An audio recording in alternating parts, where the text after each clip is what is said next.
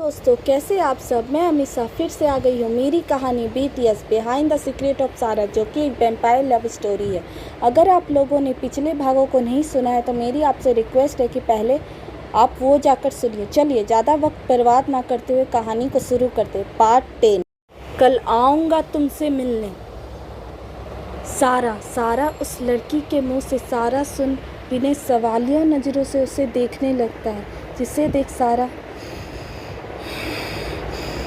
गहरी सांस लेते हुए हल्के से मुस्कुरा कर बोली, सारा मेरा नाम है। उसकी बात सुन विनय की आंखें हैरानी और खुशी से फैल गई। उसे विश्वास ही नहीं हो रहा था अपने कानों पर कि उसने जो सुना वो सच है या झूठ। वो खुशी से बोला, विनय, क्या तुमने मुझे, यानी एक इंसान को अपना नाम, मतलब कि ना बोल के मुस्कुराते हुए उसे देखने लगता है। ये देख सारा घूरते हुए बोली, सारा ज़्यादा हवा में उड़ने की ज़रूरत नहीं है, सिर्फ नाम बताया है क्योंकि कुछ देर रुक कर तुम मुझे बाकी इंसानों से थोड़ा ठीक लगे। उसकी बात सुन विनय खुशी से अपने बालों को संवारते हुए धीमी आवाज़ में बोला, विनय, अब मैं तुम्हें क्या ही बताऊं अपनी तारीफ में। सारी लड़कियां हमारे प्यार में यूं ही गिरती फिरती है, तो आप भला क्यों नहीं। इतना बोल के सारा को देखता है, जो बहुत ही ज़्यादा गुस्से से अपनी लाल आंखों से उसे ही घूरे जा रही थी। ये देख विनय जल्दी से घबराई हुई आवाज़ में अटकते हुए बोला, मेरा माँ मतलब है कि कुछ याद करते, पर आप तो इंसान ही हो ना, इंसान ही नहीं हो ना। अपने खुद की कहा था ये, तो जब इंसान ही नहीं हो तो फिर कैसे। इतना बोल के वो वापस से सारा की तरफ देख अपनी नज़रें झुका लेता है। वही ये देख सारा गहरी सांस लेते हुए बोली, ठीक है। आसमान की तरफ देख, कुछ देर में शाम होने वाली है। विनय की तरफ देख, तुमने मेरी बहुत मदद की है, इसलिए मैं तुम्हें जाने दे रही हूँ। दूसरी तरफ देखते हुए, यहाँ से दाएं तरफ से सीधे जाने पर तुम्हें एक बड़ा सा बरगद का पेड़ मिलेगा, उससे बाएं तरफ मुड़ जाना। कुछ देर चलने पर तुम्हें मेन रोड मिल जाएगा, जिससे तुम आराम से अपने घर जा पाओगे। उसकी बात सुन विनय उसकी तरफ देखते हुए बोला, विनय, और तुम।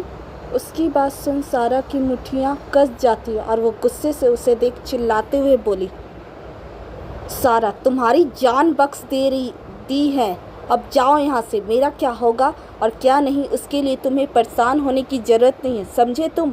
उसके ऐसे चिल्लाने से विनय हैरानी से उसे देखने लगता है। हैरानी से बोला, विनय, पहली बात तो ये कि तुम चिल्लाना बंद करो, मैंने तो बस तुम्हारी भलाई के लिए सवाल किया था, पर तुम तो।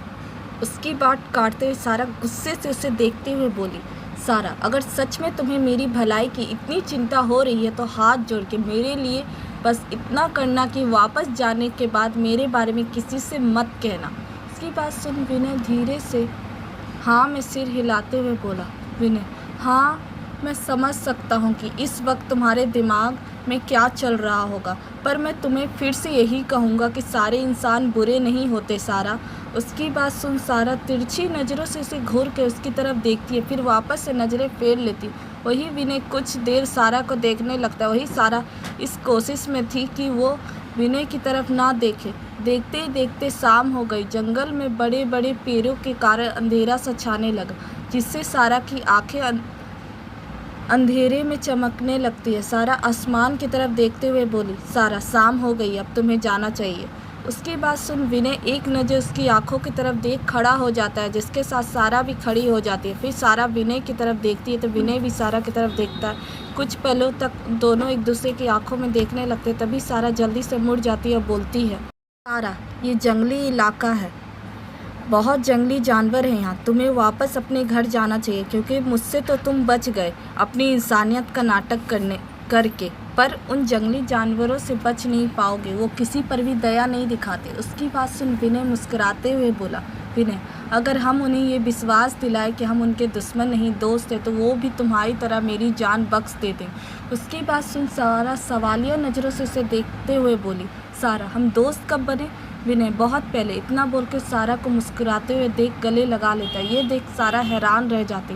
तभी विनय उससे अलग होते हुए बोला, विनय, तुम तो बुलाओगी नहीं, इसीलिए मैं खुद कल आऊँगा तुमसे मिलने। उसकी बात सुन सारा झटके से उसकी तरफ देखकर बोली, सारा सोचना भी मत, दूसरी बार मौका नहीं दूंगी मैं। उसकी बात सुन विनय हंसते हुए बोला, विनय वो तो कल पता चल जाएगा। इतना बोल के वहाँ से चला जाता है। वहीं यहाँ सारा बस उसे देखते ही रह जाती तब तक जब तक विनय उसकी आंखों से ओझल नहीं हो जाता। फिर वो अपने हाथ उठाकर अपने बालों को ठीक करने की हुई, तभी अपने बालों से कुछ निकाल हाथों में देखकर सोच में पड़ गई और बोली, सारा ये तो शायद उस विनय का होगा, पर ये चीज़ क्या है, पर ये है क्या?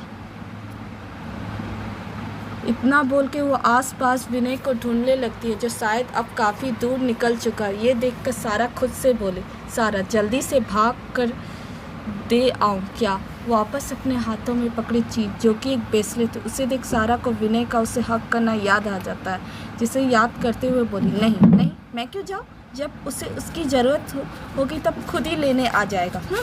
इतना बोल के वो वहीं एक पेड़ पर चढ़ कर बैठ जाती है। तभी कुछ लोग हाथों में गन लिए जंगल में आते हुए उसे दिखाई देते हैं, जिससे देख उसे चौकन्नी हो जाती है और वो हल्के से अपना मुंह खोल डेविल स्माइल करते हुए बोलती है, सारा लगता है कि फिर से कुछ इंसान इस तरह अपनी मौत को लेने के लिए आ रहे हैं। पत्तों के बीच से गुस्से से सबको देख, कोई नहीं, दे देती हूँ फिर उन सबको मौतें। ऐसे भी काफ़ी वक्त हो गया है किसी इंसान का खून पिए हुए मुझे। वहीं दूसरी तरफ विनय उसी रोड पर आकर खड़ा हुआ जहाँ पर वो बच्चा मरा था, जिसे देख वो उदासी से बोला, विनय गलती तुम्हारी नहीं है, बस कुछ इंसानों ने तुम्हें ऐसा बना दिया है। मुस्कुराते हुए, पर मेरा वादा है तुमसे, तुम्हें इंसाफ ज़रूर मिलेगा और शहर की तरफ और बाकियों को शांति। आप सबका धन्यवाद।